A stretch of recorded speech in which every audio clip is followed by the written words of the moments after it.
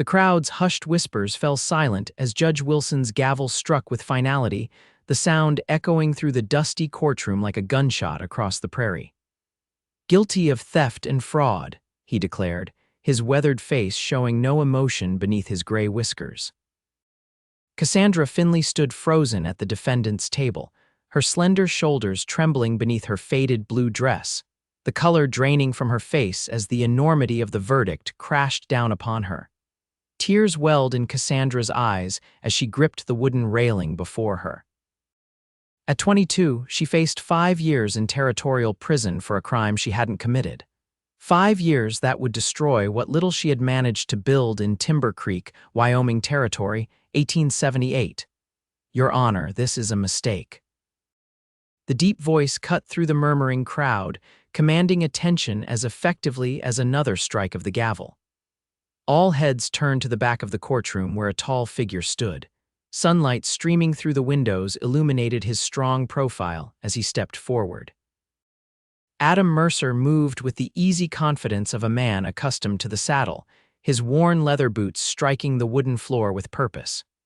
Though his clothes were trail-dusted, there was something in his bearing that demanded respect. "This court does not recognize you, sir," Judge Wilson said, peering over his spectacles with annoyance. "These proceedings are concluded." "Then reopen them," Adam replied, removing his hat as he approached the bench, "because I'll prove her innocence." Cassandra's gaze locked with Adam's for a fleeting moment. She had seen him around town since his arrival 2 months ago, working at the Peterson Ranch outside Timber Creek. They'd exchanged pleasantries at the general store once or twice, but nothing more. "Why would this near stranger risk himself for her, Mr. Mercer, is it?" the judge sighed. "Unless you have evidence not presented at this trial, I suggest you sit down before I charge you with contempt." "I have something better than evidence," Adam said, his voice steady. "I have the truth. And I need 1 week to bring it to light." Judge Wilson's bushy eyebrows drew together as he considered the request. The courtroom waited in tense silence. 1 week, the judge finally conceded, though his expression remained skeptical. "Miss Finley will remain in custody. If you fail to produce compelling evidence, the sentence stands." As the bailiff approached to lead her away, Cassandra caught Adam's gaze again. "Why?" she whispered as he drew near. "Because innocent people shouldn't suffer," he replied simply, though something in his eyes suggested there was more to his motivation than simple justice. The cell in Sheriff Taylor's jailhouse was small but clean, a concession to Cassandra's gender and the sheriff's decency. Through the barred window, she watched the sunset paint the Wyoming sky in brilliant oranges and purples. The door to the office creaked open, and Adam's voice drifted through. After a brief exchange with the sheriff, he appeared at her cell door. "Miss Finley," he said, removing his hat. "I hope I'm not disturbing you." A humorless laugh escaped her lips. "I'm imprisoned for stealing from the bank where I worked. My reputation is in tatters. Disturbed doesn't begin to cover it." "Then perhaps determined to clear your name would be more fitting," he replied, pulling up a chair. "I need to understand everything about the missing money." Cassandra studied him carefully. "Why are you doing this, Mr. Mercer? You barely know me." A shadow crossed his face. "Let's just say I've seen innocent people punished before. I couldn't stop it then. Maybe I can now." He leaned forward. "Tell me what happened." Cassandra gathered her thoughts. "I've been the assistant to Mr. Hollister at Timber Creek Bank for almost 2 years. 3 weeks ago, he accused me of stealing $800 from the safe, money I never touched." Her voice wavered. "No one believed me. Why would they? I'm just a woman who needed work after my father died." "Someone took that money," Adam said, "and I aim to find out who." "Mr. Hollister had the only other key to the safe," Cassandra said, "but he's been the bank manager for 15 years. His word against mine was no contest."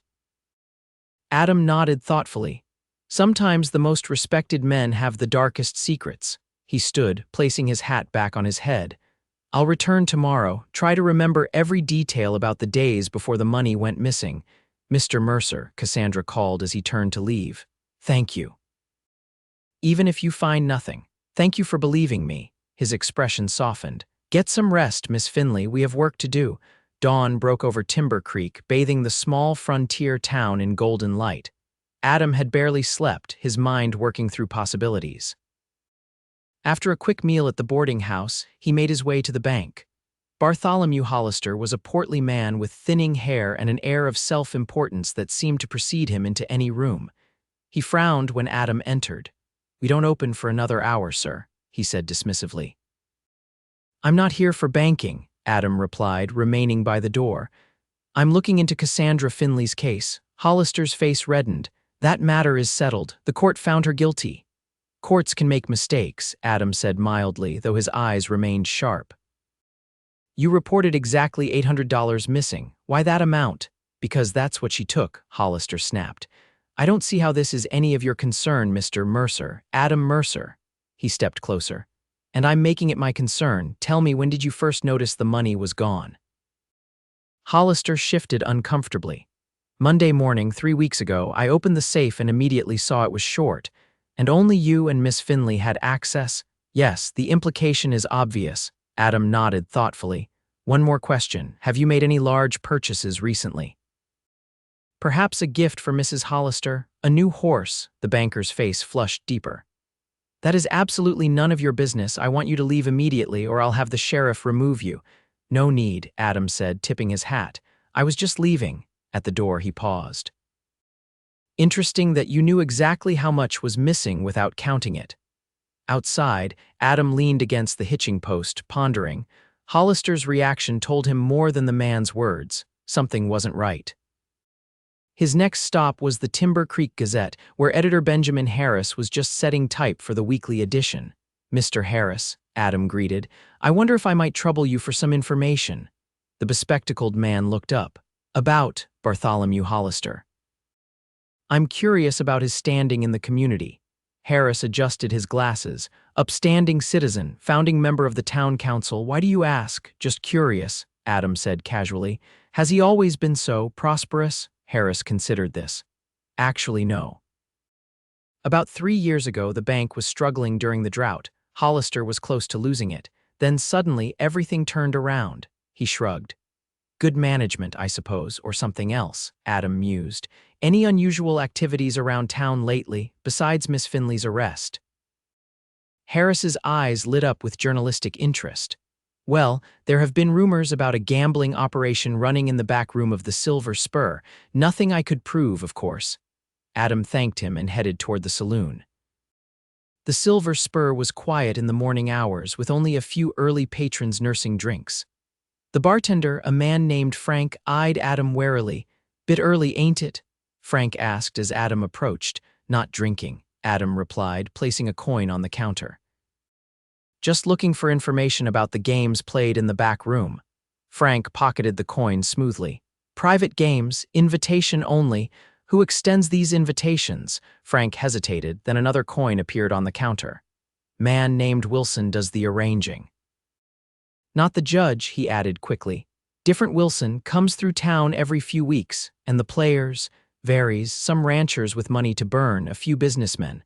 Frank glanced around before adding, "Hollister from the bank's been a regular since last winter." Adam's interest sharpened. "Is he any good?" Frank snorted. "Terrible, lost big last few times. Was in here just last month looking mighty worried." The pieces were beginning to fit together. Adam nodded his thanks and left, his next destination already in mind. The Peterson Ranch lay 5 miles outside of town, where Adam had been working as a hand since arriving in Timber Creek. Thomas Peterson was a fair employer and might be willing to help.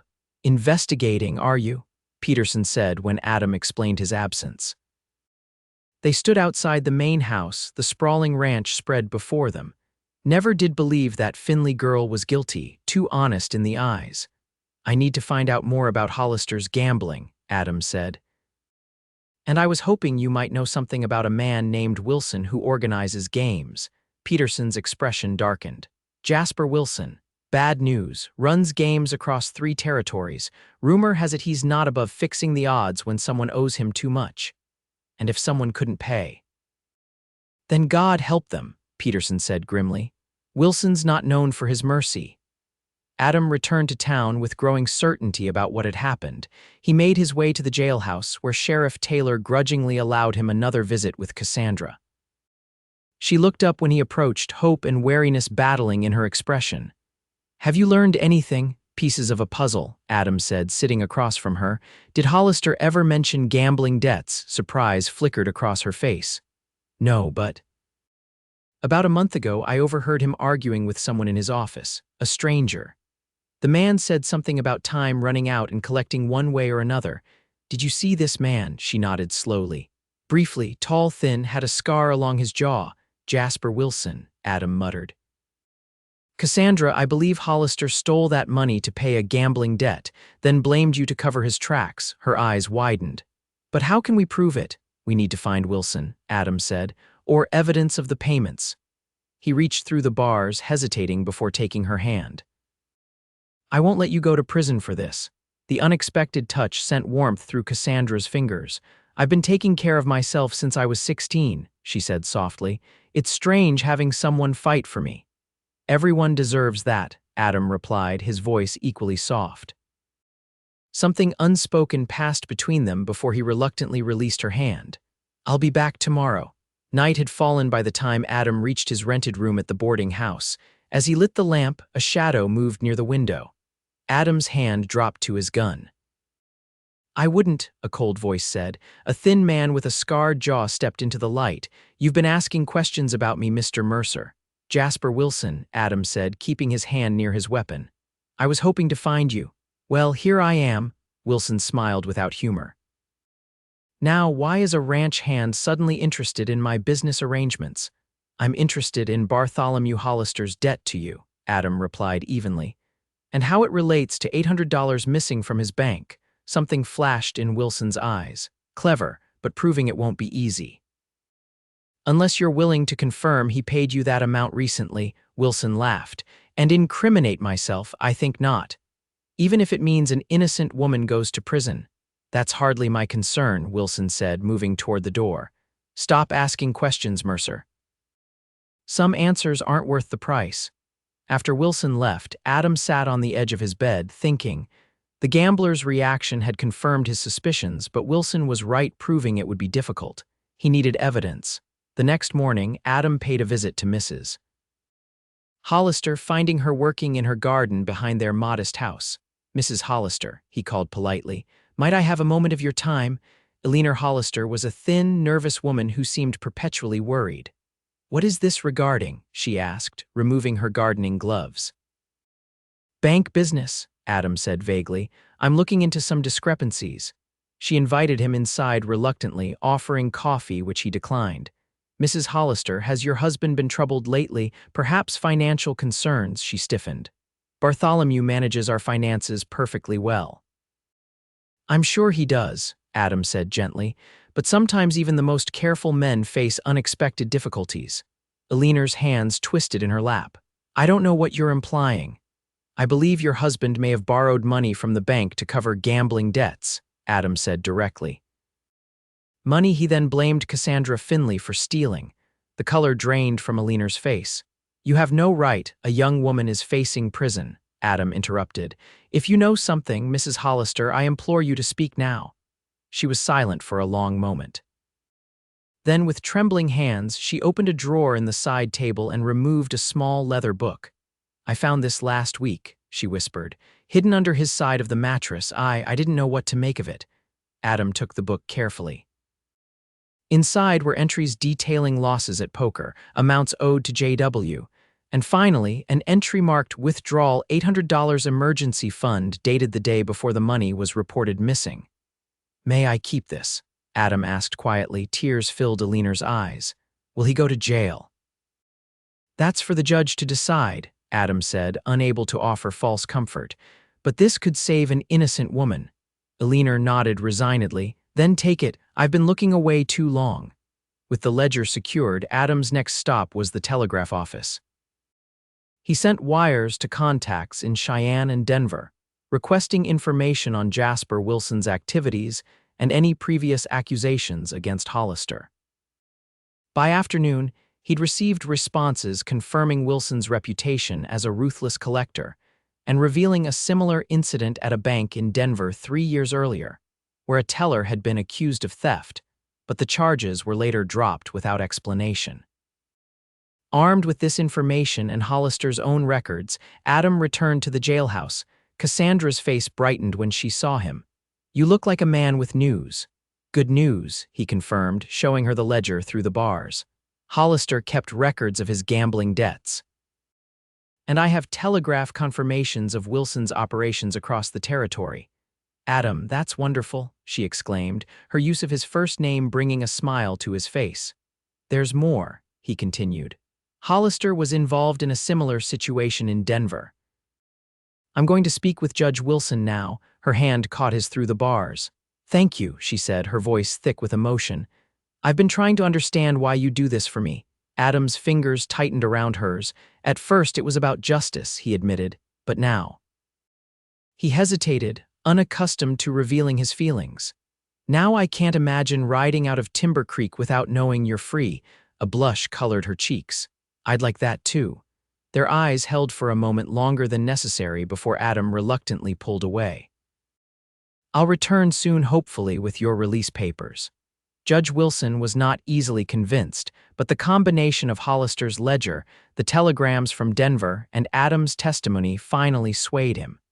He issued an order for Hollister's arrest and Cassandra's immediate release.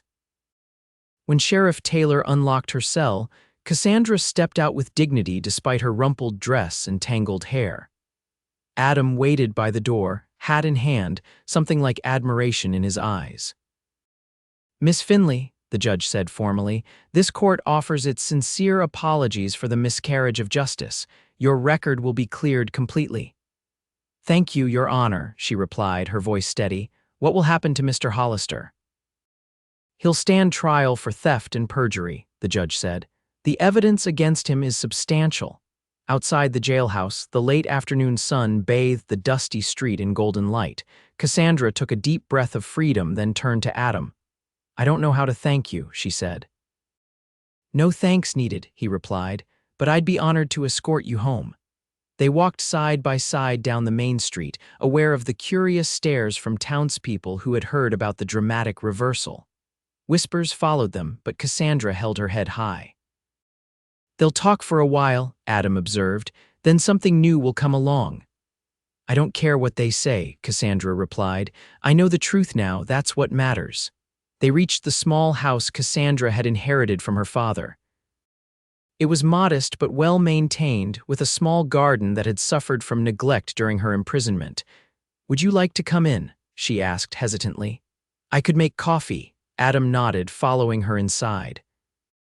The house was neat, but showed signs of her hasty arrest. A half-finished piece of mending lay on a chair, a book open on the table. As Cassandra busied herself with the stove, Adam noticed a photograph on the mantel. "Your parents," she glanced up. "Yes, they came west when I was just a child." "Father was a schoolteacher." Sadness touched her voice. "Mother died of fever when I was 12. Father lasted until 2 years ago. You've been alone since then?" "Yes." She brought 2 cups to the table. "And you, what brought you to Timber Creek?" Adam's expression grew distant. "I've been moving around for a few years. After the war, I couldn't settle." He didn't elaborate on which war, but the shadows in his eyes spoke of painful memories. "And before that," she prompted gently.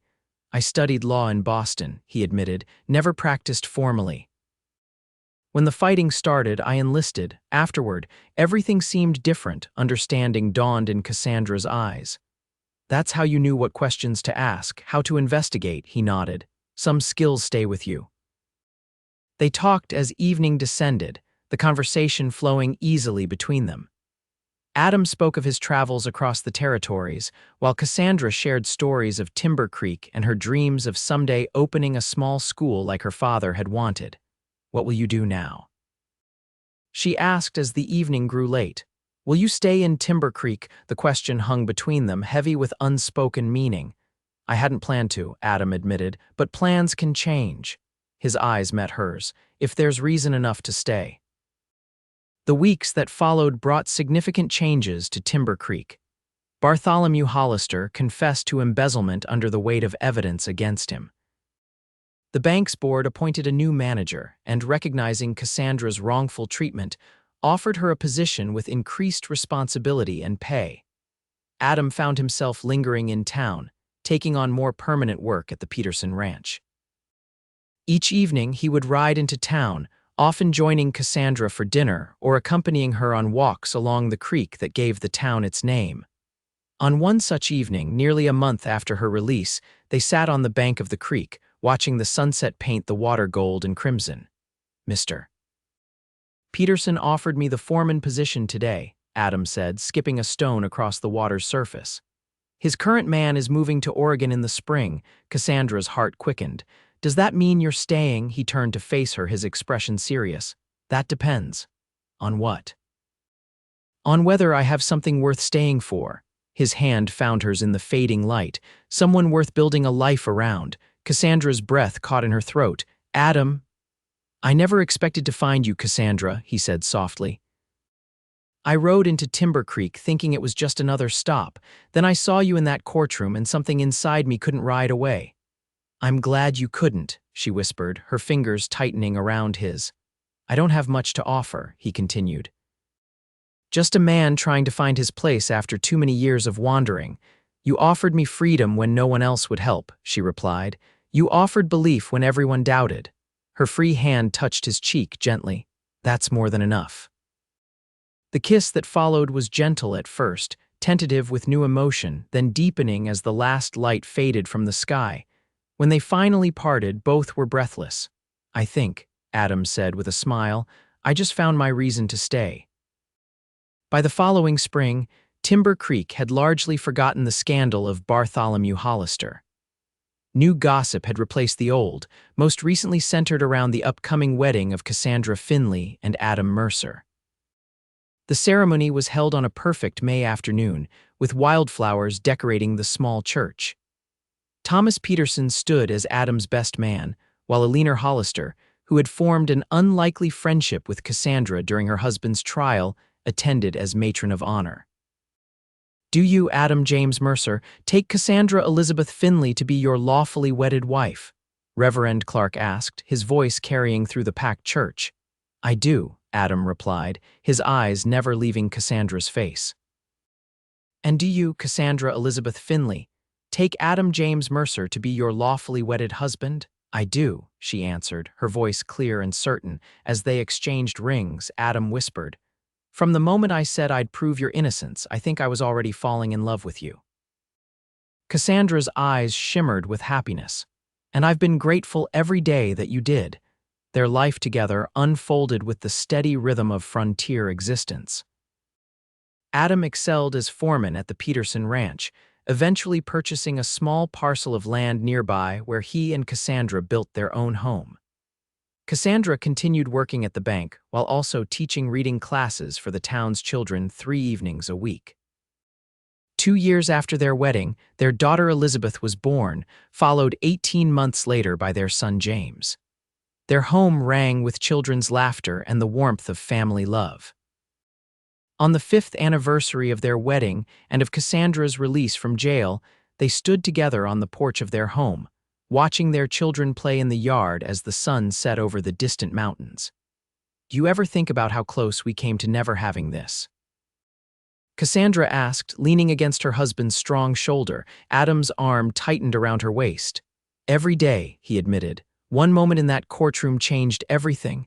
"You could have kept riding," she said. "Most men would have." "I'm not most men," he replied with a smile. "And you were not most women. Something told me you were worth fighting for." "And now," she asked, turning in his arms. "Now I know it," he said simply, before lowering his lips to hers. In the dying light, they stood embraced, their children's laughter a testament to the life they had built from that moment of courage in a dusty Wyoming courtroom when she trembled as the judge declared her guilty. And the cowboy said, "I'll prove your innocence."